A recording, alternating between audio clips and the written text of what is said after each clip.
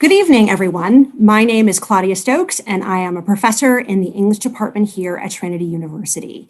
It is my pleasure to welcome you to tonight's event on behalf of the Trinity University Humanities Collective, an interdisciplinary organization that fosters humanistic learning and enables meaningful action through programming that supports the scholarship of humanities faculty and students, engages partners on campus and in the community to advance the public humanities, and calls attention to the relevance of the humanities in contemporary society. If you don't already, we encourage you to follow the collective on social media at HumanitiesTU. I would like to thank the leaders of the Humanities Collective, Ruben Dubertui, Tim O'Sullivan, and Catherine Santos, for all of their work organizing tonight's event, and I offer my very special thanks to Heather Eichling for all of her careful, detailed work. And it is a special pleasure for me to introduce this evening's speaker, Dr. Koritha Mitchell. Dr. Mitchell is Associate Professor of English at The Ohio State University, where she has taught since 2005. Dr. Mitchell is the author of several books, including Living with Lynching, African-American Lynching Plays, Performance, and Citizenship, 1890 to 1930, which was published by the University of Illinois Press in 2011, and which received prizes from the American Theater and Drama Society, as well as the Society for the Study of American Women Writers. She is also the editor of an important new scholarly edition of Frances Harper's 1892 novel, Iola Leroy, and her new book, From Slave Cabins to the White House, Homemade Citizenship in African American Culture, was just published by the University of Illinois Press. In recent years, Dr. Mitchell has become one of the foremost public critics of race and white supremacy, and she has appeared as a commentator in such outlets as CNN, Good Morning America, NBC News, PBS NewsHour, and NPR's Morning Edition. Dr. Mitchell's lecture will be followed by a question and answer session moderated by my colleague, Dr. Catherine Santos, co-director of the Humanities Collective. We encourage you to submit your questions during the lecture in the designated Q&A box by clicking on the Q&A icon you see at the bottom of the Zoom window. Dr. Mitchell's talk this evening is titled Homemade Citizenship, All But Inviting Injury. Dr. Mitchell, thank you for joining us and welcome virtually to Trinity. Thank you so much.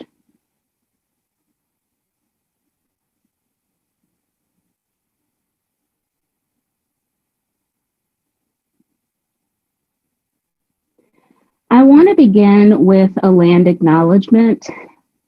This image is the Great Circle Earthworks in what we call Newark, Ohio.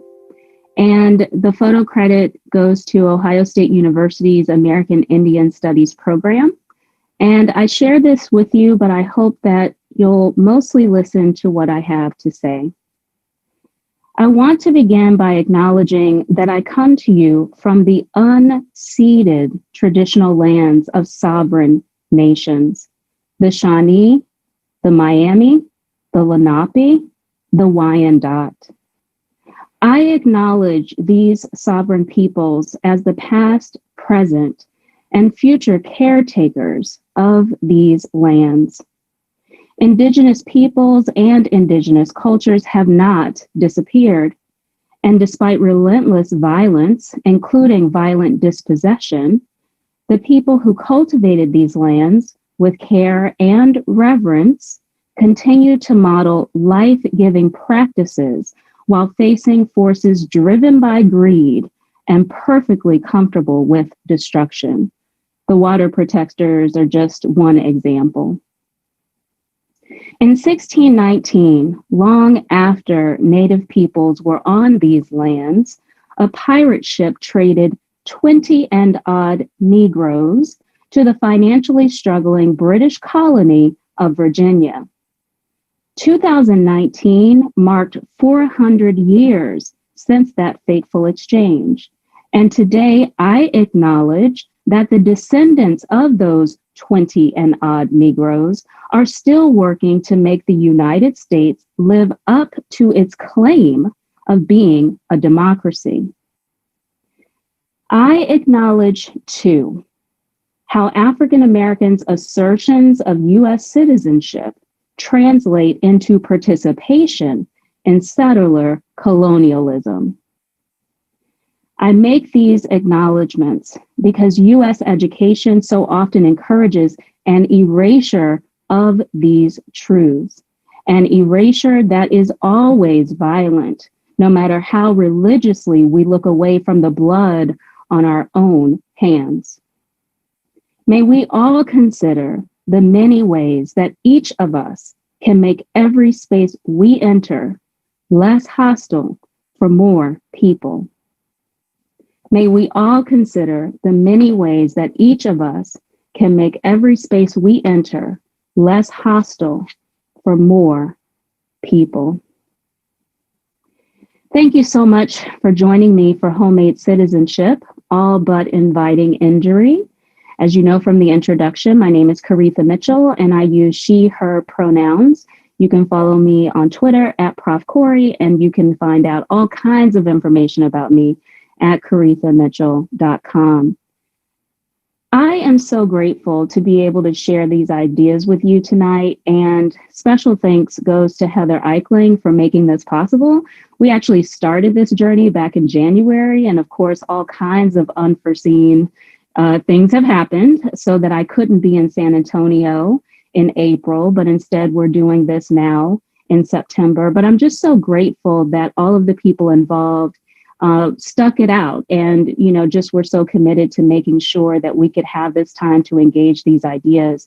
So many thanks to Dr. Ruben DePertuis, Dr. Katie Santos. Many thanks to Dr. Claudia Stokes for the introduction and just for being a colleague that I've gotten to know throughout the years in organizations like C19. Also, many thanks to Dr. Luis Martinez, who is a Ford Fellow, and though he's in chemistry and the director of the Center for Innovation and Entrepreneurship in totally different fields from me, has really been a force of welcome into this intellectual community as we've gotten ready for this event. So I just feel like I have a sense of how rich the intellectual community of Trinity University and also of San Antonio more broadly is. I've also felt very welcomed by San Antonio African American Community Archive and Museum. And the last thing I want to say, sort of as a preliminary remark, is that I've been struck by Trinity University alumni who have reached out to me and said, "Oh, I'm really delighted to see that you're giving a talk for Trinity. I remember when I was a student there, how good of a job they did at bringing speakers whose presentations remain with me to this day." So my impression of the intellectual community of Trinity University, as well as San Antonio more broadly, is really exciting to me, and it makes me feel incredibly honored to share these ideas with you tonight. So thank you so much for making time to be here to engage these ideas. I'm really aware of time, so let me launch right in. Today, I will argue that rigorously interpreting Black expressive culture requires reading through the lens of achievement. It requires turning away from what we've been taught to do, which is approach Black history and art looking for protest, looking for resistance. A reading practice attuned to success emerges from acknowledging a key truth. From enslavement onward, Black accomplishment has been discouraged. Americans have always continued to strive, no matter how often they must adjust their conception of what constitutes achievement. They are relentlessly attacked while marching toward accomplishment. But African Americans never take their eyes off the prize, and they sustain each other in that singular focus by participating in a community conversation that defines and redefines Black success. In fact, I contend that African American culture is best understood as an ongoing, multivalent conversation about success that produces homemade citizenship. denied basic ingredients like safety from the land of their birth. African Americans create success and citizenship from scratch. This is how I will proceed. First, I will explain what I call know your place aggression by showing how I came to appreciate it and by briefly illustrating its ubiquity.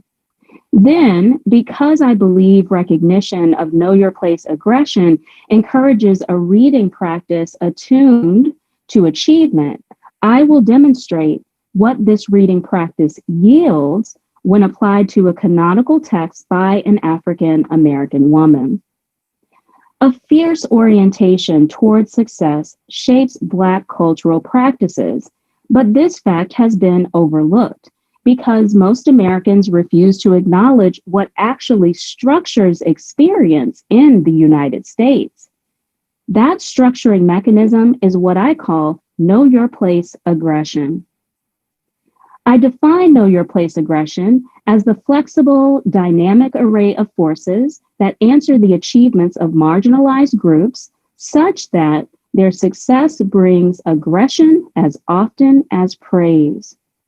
Americans celebrate white men's accomplishments, but any progress by those who are not straight, white, and male is answered with a backlash of violence, both literal and symbolic, both physical and discursive, that essentially says, know your place.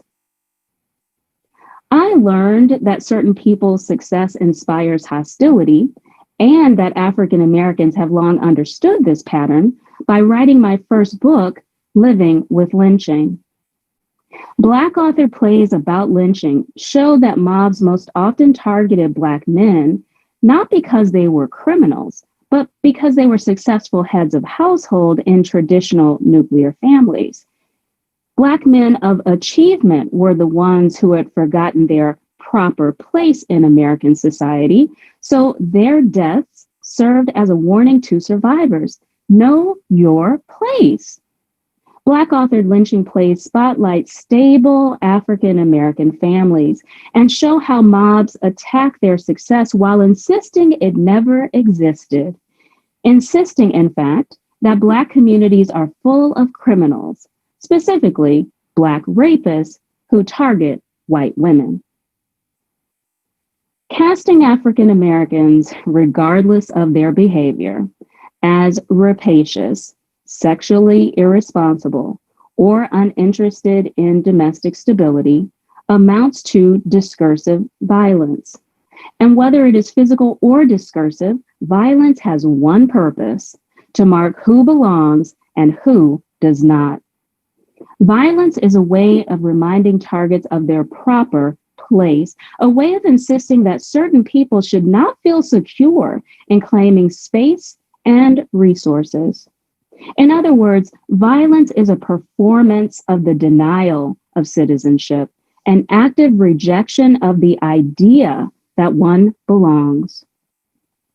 Once pioneering playwrights taught me that African Americans were most often lynched for their success, I began noticing the country's commitment to know your place aggression. Homemaking has long defined who is and is not a citizen. So the traditional domestic success of those who are not straight, white, and male is routinely attacked. Michelle Obama's experiences provide many examples, such as when Fox News called her a baby mama. Besides being a Princeton and Harvard educated lawyer, she was pursuing First Lady status, complete with well-behaved children and an affectionate husband.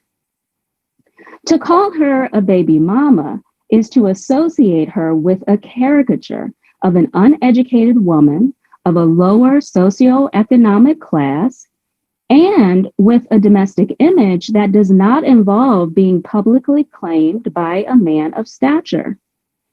Recasting a Black wife and mother as a baby mama puts her in her proper place. Black women can be house slaves and housekeepers, but not homemakers. Hostility toward Michelle Obama's domestic success took many forms, though. While she embodied the role of mom-in-chief with dignity and grace, her husband was disrespected, denigrated, and sometimes lynched. A state representative shouted, "You lie," while Obama addressed Congress in 2009, and a governor shoved her finger in the commander-in-chief's face. More tellingly, as Ronald Kessler reports in his book, In the President's Secret Service, once Obama became president, the Secret Service experienced a 400% increase in the number of threats in comparison to President Bush. Also, depictions of a lynched Barack Obama circulate on the internet and have received likes on Facebook. You might remember that in 2008, his campaign was all about hope, so it was made into rope. And this image remains easily accessible online, including in high resolution versions that are proper for making printouts, right? So magazines or flyers. And of course, some of those images included life-size dummies made to resemble Obama, like this one. But these are not even the most striking examples. For me, the most revealing emerged after Clint Eastwood's empty chair routine at the 2012 Republican National Convention. Eastwood had pretended to be speaking to President Obama as he chastised an empty chair. And the next day, an empty chair hung from a noose in the front yard of a middle-class neighborhood near Austin, Texas. Could the message be any clearer? You may be president of the United States of America, but you're still, Americans will not only ask to see your papers, your birth certificate, transcripts, some will relish the idea of seeing you in a noose. Barack and Michelle Obama embody exactly what Americans claim to respect, including an investment in the heteronormative nuclear family. And I'll just say that I use that term a lot, heteronormative nuclear family, and it simply refers to what Americans claim they respect and what they claim middle-class white America represents, regardless of what the reality is, right? So a breadwinning husband who has financially dependent wife and children. That's what I mean by heteronormative nuclear family. So Barack and Michelle Obama embody exactly what Americans claim to respect, including an investment in the heteronormative nuclear family. Yet American words and deeds seek to remind them and people like them of their proper place. Because African Americans have long recognized this tendency, Black literature and art acknowledge racist violence, but not primarily to protest. African Americans simply affirm themselves at the same time that they note that the resulting success will attract hostility. Like the characters in lynching plays, African Americans live their lives and tell their truths. And when they seem to be enjoying too much success or acting like they believe they belong, they receive a reminder, like this one, of their proper place. Because of course, this empty chair hanging from a noose is not a message simply for the Obamas. Know Your Place aggression is the context in which my new book examines Black cultural production from the Civil War to the present. I view artistic works as contributions to the community conversation that defines, affirms, and fuels Black success in a nation hostile to it. And because expressive culture is an access point to a broader community conversation, focusing on women's cultural production offers particular rewards. Because the accomplishments of marginalized groups inspire attacks, Black women's texts illuminate strategies of perseverance at the intersection of both racist and sexist violence, at the intersection of aggression designed to keep both African Americans and women in their proper place. As Kimberly Crenshaw teaches, when one attends to those hounded by more than one form of oppression, the findings shed light on the experiences of those who live at intersections with less traffic. So I believe Black women's works will be more revealing than men's for understanding how African Americans as a broader group cultivate homemade citizenship. And I'll just pause to admit to you that I could have done a study that focuses on queer intimacies and alternative domesticities. And my examples today will very much focus on the heteronormative nuclear family, but I'm more than happy to talk about how queer intimacies, for example, fit into my thinking about homemade citizenship. But while I'm talking about the text examined, I also want to pause and share the book's table of contents. And I do this simply to be clear about the shape of the entire study. I don't want this to distract from the more localized points that I'll be making tonight. So please consider this just an interlude and know that I will put the complete table of contents back up at the end. So no need to worry about writing these texts down or anything. So from slave cabins to the White House, homemade citizenship in African American culture begins with an introduction: house slaves, housekeepers, homemakers. And in chapter 1, A Home of One's Own, I examined Harriet Jacobs' Incidence in the Life of a Slave Girl and Elizabeth Keckley's Behind the Scenes, or 30 Years a Slave and 4 Years in the White House. And of course, that's reflecting the fact that Elizabeth Keckley was the dressmaker to Abraham Lincoln's wife. So in that one chapter, we move from slave cabins to the White House. Chapter 2, No Really, A Home of One's Own, looks at Black domestic novels, Frances Harper's Iola Leroy and Pauline Hopkins' Contending Forces. Chapter 3, we get to New Negroes, New Homes, Nella Larson's Quicksand, and Zora Neale Hurston's Their Eyes Were Watching God. In chapter 4, I look at major dramas. So Home as Human Right and Black Power, looking at Lorraine Hansberry's A Raisin in the Sun, which is often affiliated with the civil rights movement, and Alice Childress's Wine in the Wilderness, which is clearly in conversation with the Black Power movement. Chapter 5 and 6 move us again from slave cabins to the White House. Chapter 5, Still the Master's House, I'm looking at texts that look back at slavery, Octavia Butler's Kindred and Toni Morrison's Beloved. And then in chapter 6, The Ultimate Home, Michelle Obama in the White House, I examine Michelle Obama's public persona as First Lady as a performance text, which means that I look seriously at her decisions about how to wear her hair, her clothes, her bodily presentation, and also her decisions about how to decorate the White House. Because my study uses cultural production as an access point to the community conversation that sustains Black people in the midst of American violence, those who are both artists and critics prove to be especially powerful guides. Poet and scholar Evie Shockley helps me identify homemade citizenship as the result of practices of self-affirmation in the midst of grappling with hostility.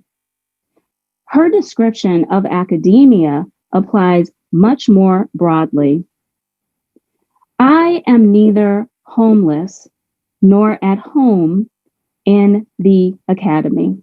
Rather, I am making myself at home. Making myself at home is both a state of being and a process in which I am continuously engaged. I am doing what I can to make the place where I find myself feel like a home for myself and for my students by acting like, not pretending, but behaving as if the academy is ours. We've been invited in. The situation is often hospitable, but you don't have to be invited into your own home. Because Black presence in the United States has been shaped by kidnapping and 250 years of slavery, this is not quite home. So Black people are always making themselves at home. What they can grasp is not quite citizenship, so they are always making citizenship from scratch.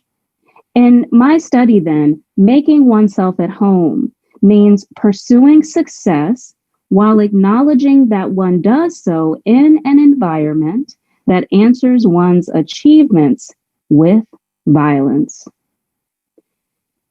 Members of African American communities have made themselves at home without ceasing, even though Black agency is often, in the words of Saidiya Hartman, limited and transient. As Hartman explains, African American community relations cannot be appreciated when one overlooks the losses engendered by slavery and its afterlives. These relations can neither be reduced to domination nor explained outside of it. However, acknowledging know your place aggression highlights the fact that it is not just African American agency that is limited and transient, so too is domination. Domination does not simply endure, it keeps reacting to every sign of Black success and every assertion of Black belonging. Examining Black culture through the lens of achievement is incredibly generative. Such a reading practice illuminates, in the words of Cyan Nye, the predicaments posed by a general state of obstructed agency with respect to other human actors and to the social.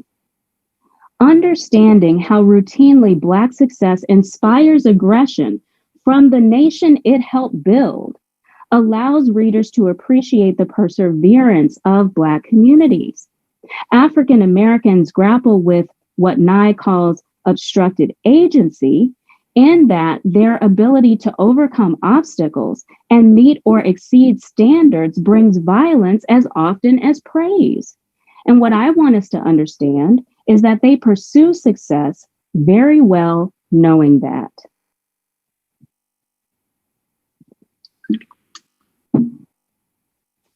In the time that I have left, I'm going to use a literary example to show you what it looks like to read through the lens of achievement and to identify practices of making oneself at home.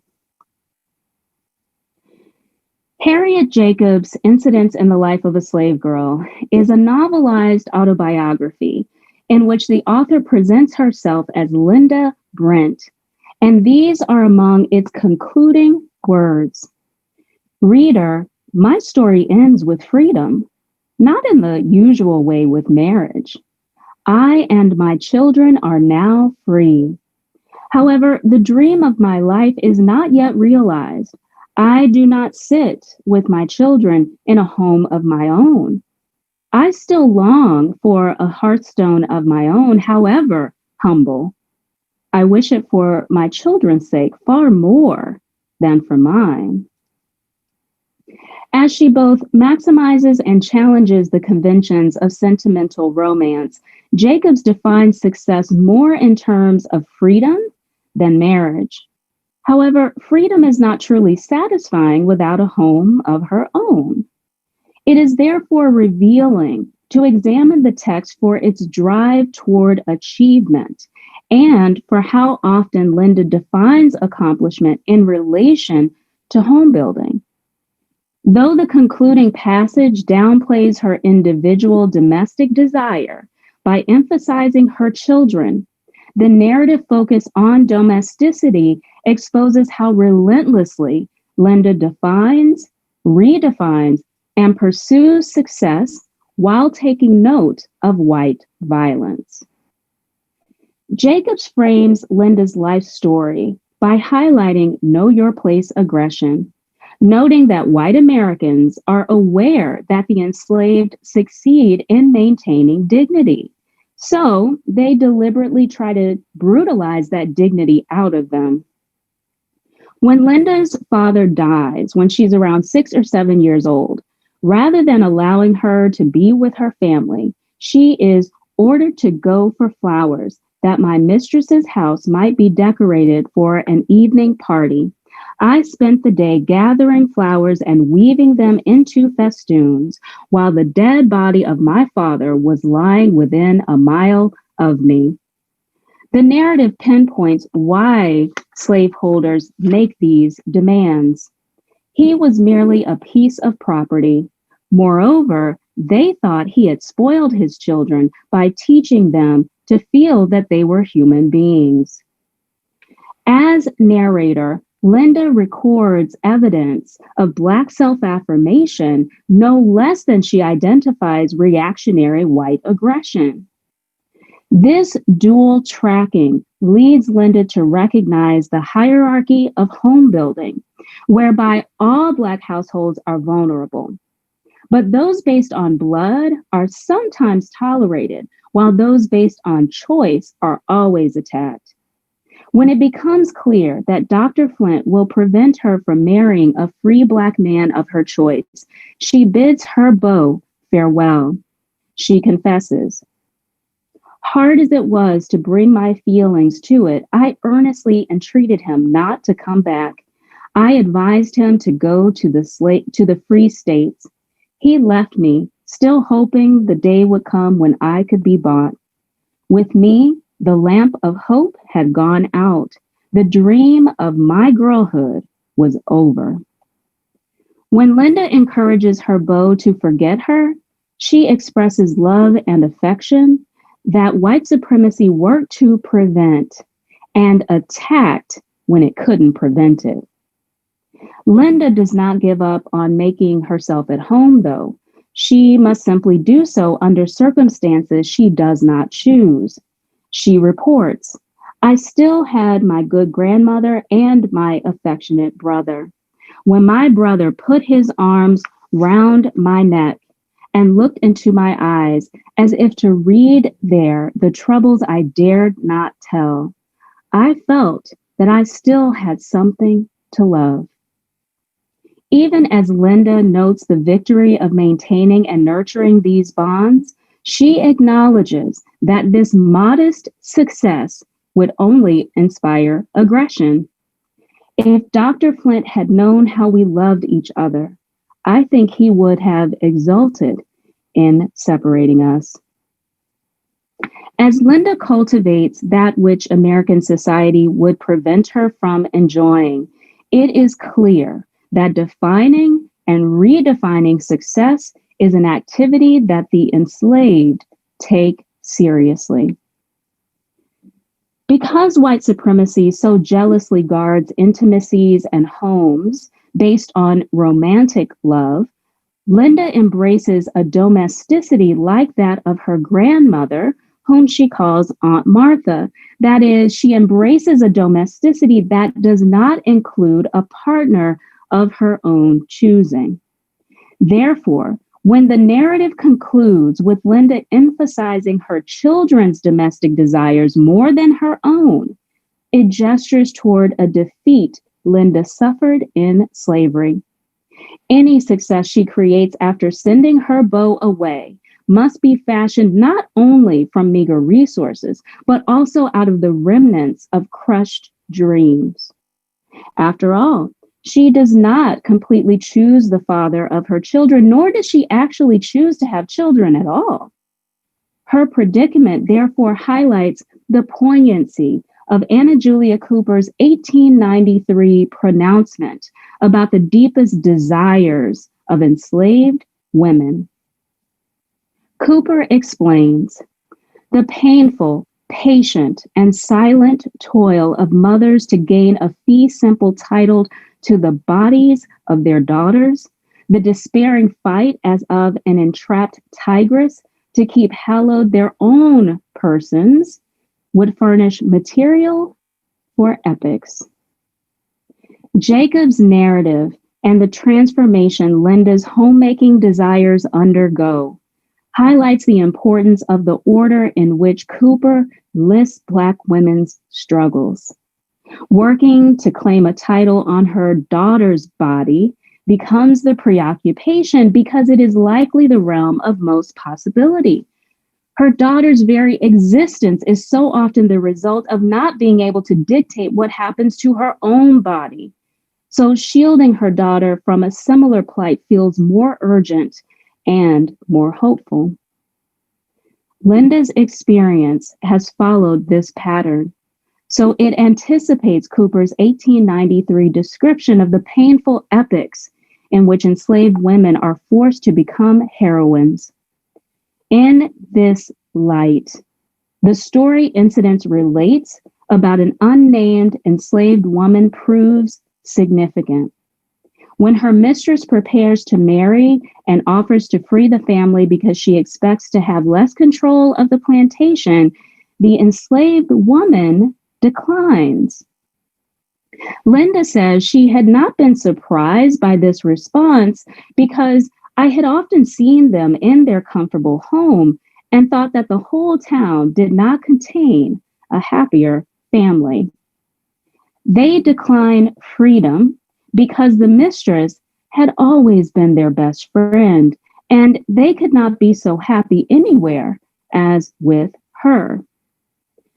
Jacob's text thereby demonstrates that there is no one definition of achievement. Even among the enslaved, success and manumission are not always considered synonyms. Linda, as narrator, tells the family story this way. The kind-hearted white woman who owned them was an orphan and inherited as slaves a woman and her 6 children. Their father was a free man. They had a comfortable home of their own, parents and children living together. The mother and eldest daughter served their mistress during the day and at night returned to their dwelling, which was on the premises. The young lady was very pious, and there was some reality in her religion. She taught her slaves to lead pure lives and wished them to enjoy the fruit of their own industry. Her religion was not a garb put on for Sunday and laid aside till Sunday returned again.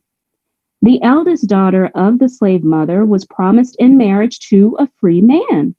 And the day before the wedding, this good mistress emancipated her in order that her marriage might have the sanction of law. In essence, when a cabin is a home of one's own, its being a slave cabin is less important. However, when the woman's new husband arrives, he asserts his patriarchal rights. He refuses to allow the women to serve during the day and retire to their cabin at night because that would interfere with his sexual power over them. This is clearly what most mattered, given the fate of the woman's remaining daughters. One little girl, too young to be of service to her master, was left with the wretched mother. The other 3 were carried to the master's plantation. The eldest soon became a mother. And when the slaveholder's wife looked at the babe, she wept bitterly. She knew that her own husband had violated the purity she had so carefully inculcated. She had a second child by her master, and then he sold her and his offspring to his brother. She bore 2 children to the brother and was sold again. The next sister went crazy. The life she was compelled to lead drove her mad. The third one became the mother of 5 daughters. The unnamed woman had had no objection to inhabiting a slave cabin because it had been inviolate, but conditions changed with the new owner's arrival. Of course, what makes her situation unusual is that her domestic success had been respected for so long. The moment know your place aggression emerges, her experience becomes typical. Most bondswomen could not protect their own bodies as this woman had. So Linda seems to include this unusual story to reconcile herself to declaring that her children's well-being is a higher priority than her own. It's too late for her, just as it was for Aunt Martha. Linda therefore extracts a sense of purpose from her ability to redefine success in ways that prioritize a domestic configuration that oppressors find less valuable because it's based on blood, not based on choice. That is, she is forced to value a home built on blood relations Indeed, reproduction that benefits white people only because it occupies a lower position in society's hierarchy of home building. Nevertheless, she finds a way to make the power structure's constraints accommodate some sense of victory. Clearly, having been able to enjoy an inviolate home life with a free husband means less when one's daughters end up sexually violated. But what are the chances that Linda would have enjoyed a home based on her own romantic love choice only to see her children exploited later? Using another woman's story to put that slim possibility into the community conversation, Jacobs justifies Linda's decision to relinquish her original definition of domestic success. Even while enslaved, Linda is always pursuing accomplishment. Those considered white use their power against her, but she is always pursuing accomplishment. That exact dynamic can be observed throughout African American cultural production. Black people often change their definitions of achievement, but they remain steadfast in their preoccupation with it. Scholarship must begin recognizing this pattern because it has consistently shaped the words and deeds that constitute African American culture. Thank you.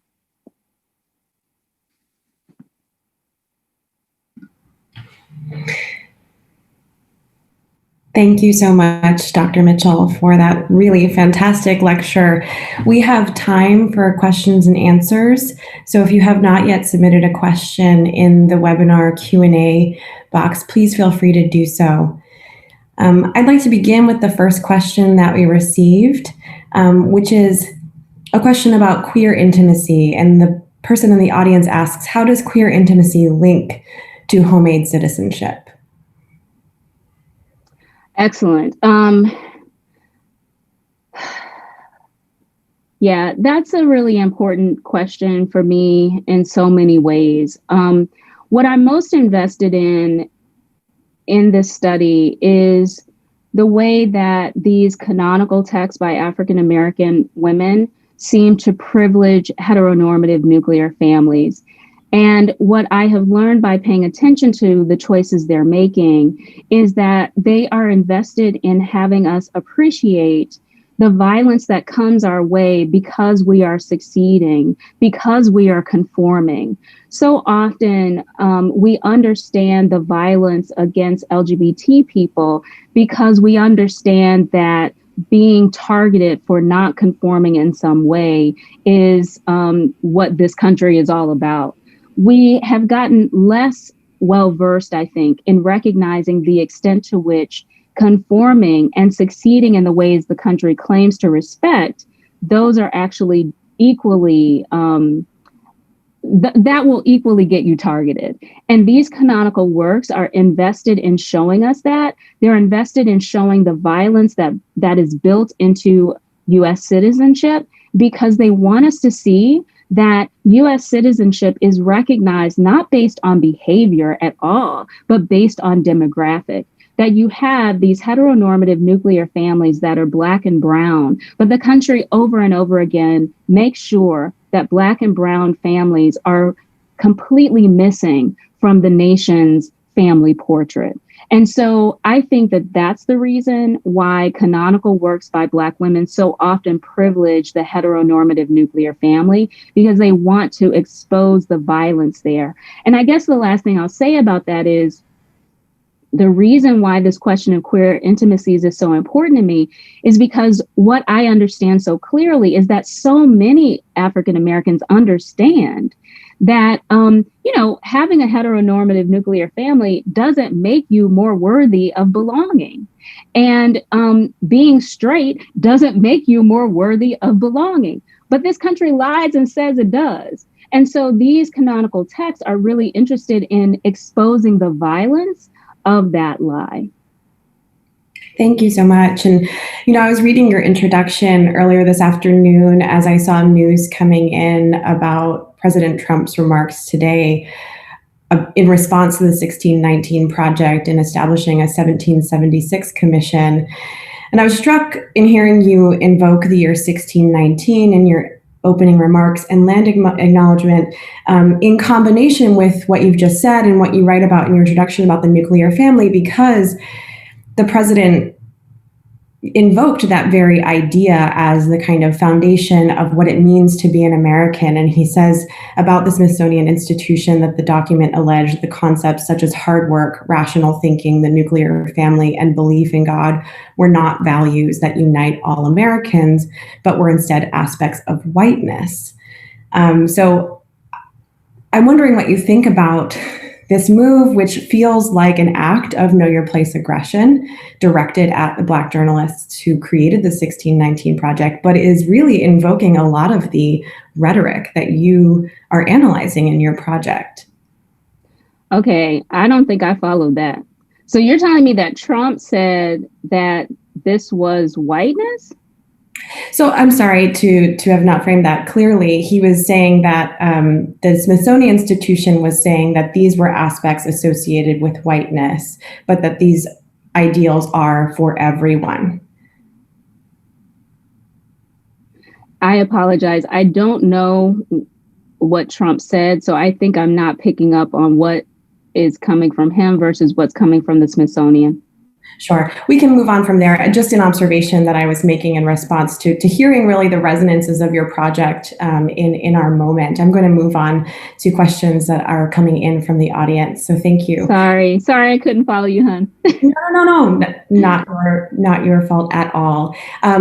We do have a question from an audience member asking about the topic of Afropessimism, and the audience member is curious to know what you think about the notion of Afropessimism in relation to your project.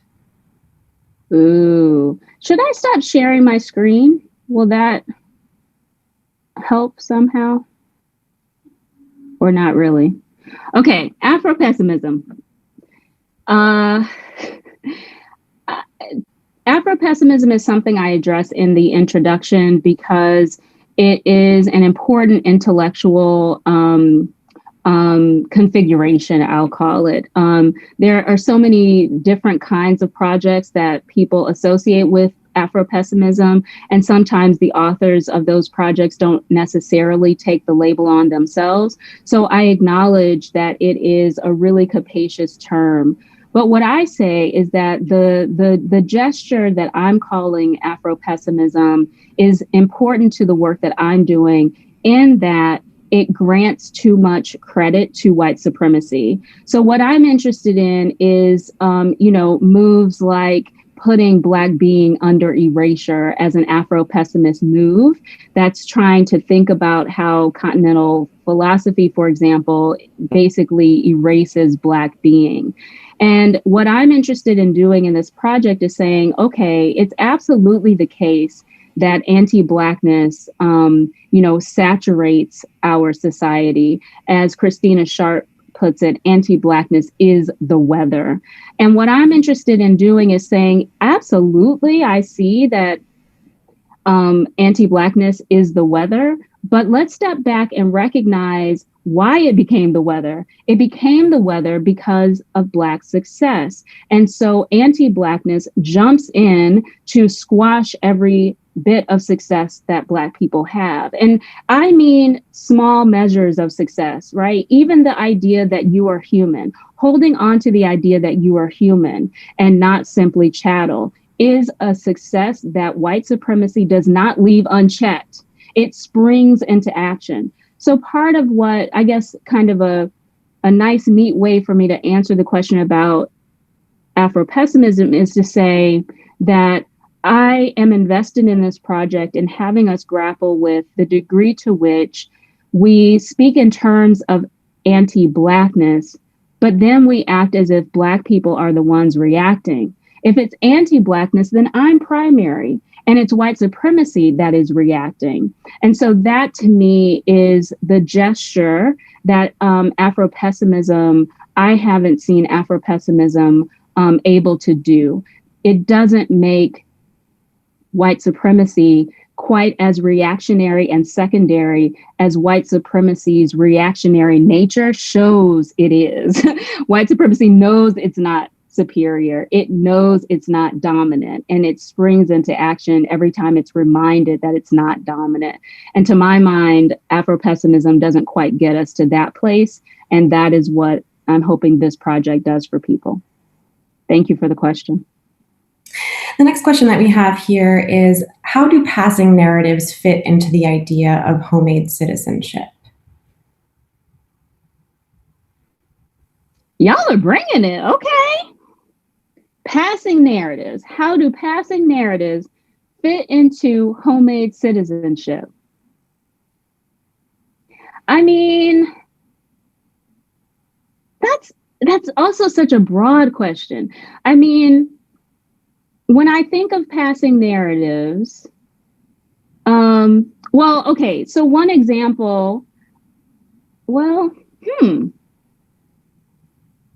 how do passing narratives fit into homemade citizenship? In some ways, maybe they don't. I'm thinking about Alison Hobbs' important book on passing. And I'm not going to remember the name of the book, but the author is Alison Hobbs. She's a professor at Stanford, and her book was really important. And part of what it showed was the way that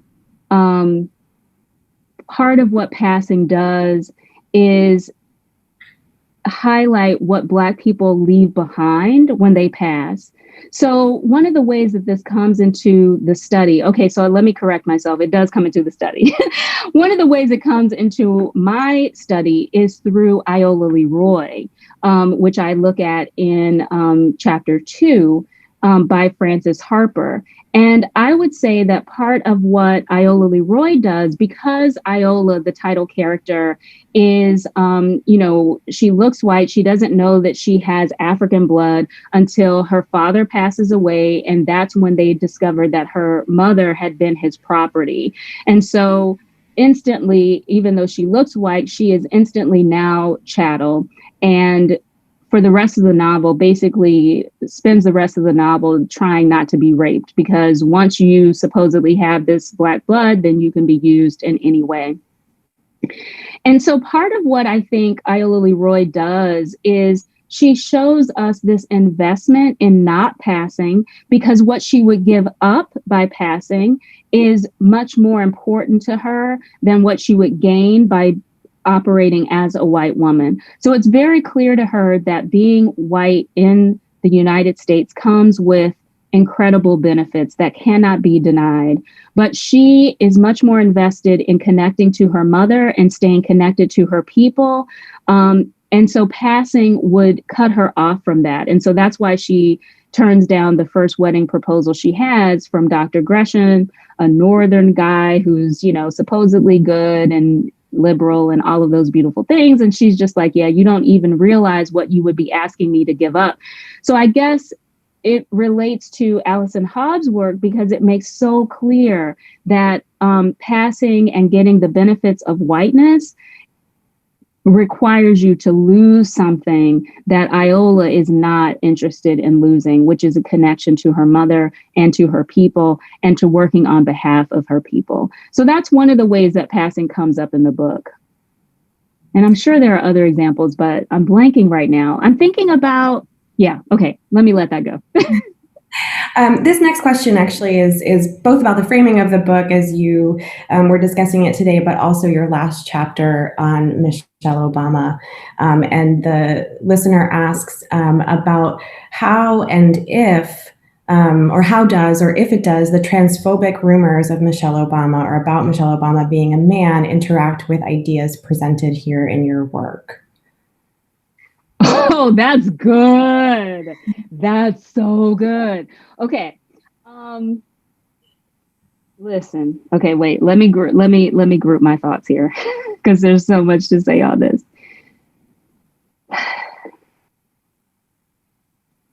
Misgendering Black women, especially dark-skinned Black women, is know your place aggression. It is a form of reminding you of your proper place, that you will never be what this country puts on a pedestal as ideal womanhood. So misgendering Michelle Obama is part and parcel of that. And what's striking to me about this issue is that I know that, right? I know that Black success brings aggression. I know that. And nevertheless, when I wrote a piece for CNN about Michelle Obama's most admired status, this was in January, I guess, of 2000, I don't know. Anyway, it was when she beat out Hillary Clinton as the most admired woman of the United States. And when I wrote that piece explaining how that was, I nevertheless was shocked at the way that my mentions on Twitter suddenly had all of these masculinized images of Michelle Obama. So it is absolutely the case that that is a form of aggression that tries to say, know your proper place. You will never be what this country says is good and pure and beautiful. But I also have to say here and take this as an opportunity to underscore why I'm so invested in understanding that even the most conservative looking texts that are holding up the heteronormative nuclear family, even those texts are highlighting for us the violence of know your place aggression, the violence of it's not about your behavior, it's about your demographic. So I can be as perfect as I want, and I'm still going to be brutalized and attacked. Even those most conservative examples are aware of how being the model of heteronormativity doesn't make you any better, right? And they understand that. And the misgendering of Michelle Obama is another way of understanding that Black people in general know that being the subject, being the perfectly behaved subject that the country claims it will respect, will never save you. And so this is the reason why I am so invested in us understanding the importance of fighting for LGBTQ rights. Anyone who knows my work knows how much I work in all of those arenas, because I understand that being read as heterosexual does not make you more deserving of belonging. I know that. And part of the way I know that, so yes, I'm not going to let myself get on too many tangents with this. It's a really important question. And again, to my mind, it is at the heart of what homemade citizenship is, which is to say, homemade citizenship is pursuing success and belonging, knowing that you will be attacked for doing so. And there is no better example of that, to my mind, than trans individuals, than LGBTQ individuals. They are perfect examples of how pursuing your own success, you do it despite knowing that you will be attacked for that success, of knowing that you belong, knowing that you deserve rights. That is part of what will get you attacked, is your success. So yeah, I'll leave it at that. Thank you. Our next question is our last question, which I hope will give you a chance to shine as the literary and performance studies scholar that you are. And this question is a question about genre. And the attendee is asking about how the dynamics of redefining success shift across genres. Do you see major differences in how these authors can highlight the dynamics of know your place aggression in novels versus plays versus science fiction, the many genres that you cover in your book? Interesting question. I actually think that homemade citizenship and know your place aggression remain incredibly consistent across genre. I think that reading through the lens of success will end up showing us just how consistently success is at the heart of what's going on. And so part of the reason why looking at different genres is important to me is just to make sure that we can appreciate just how widespread that debate and redefining of success has been throughout Black cultural production. So in the book, I mostly look at narrative because I think that that has been a way of intervening in our understanding of African-American literary production most broadly. Like, you know, people who pay attention to narrative sometimes will ignore drama and ignore poetry, but they always pay attention to narrative. And so the book enters into that broad conversation by looking at narrative primarily, but I made sure to bring in drama because it's not often looked at, poetry less so, but I bring that in sometimes too. And then of course, your point is well taken in terms of performance, because I try throughout the study to make sure that we're thinking about performance as dynamically as possible and understanding that even novels are part of a dynamic conversation that isn't just limited to words. And so I try to remain alive to its dynamism, even when I'm looking at narrative, which has been so privileged in these conversations. So again, I think that know your place aggression and defining and redefining success is the most consistent thing ever. And we can look at every single genre and find evidence of it. Well, thank you. That answer and your work in general are evidence of how wide-ranging the humanities can be as a place of inquiry and as a mode of inquiry, and the importance to our contemporary society. So on behalf of everyone at the Humanities Collective and here at Trinity University, I want to thank you so much for joining us and for this really wonderful lecture. Thank you, all of you who are watching at home. I hope that you'll share this video and follow us on social media. Thank you. And thank you, everybody, for allowing me to share these ideas. Thanks so much.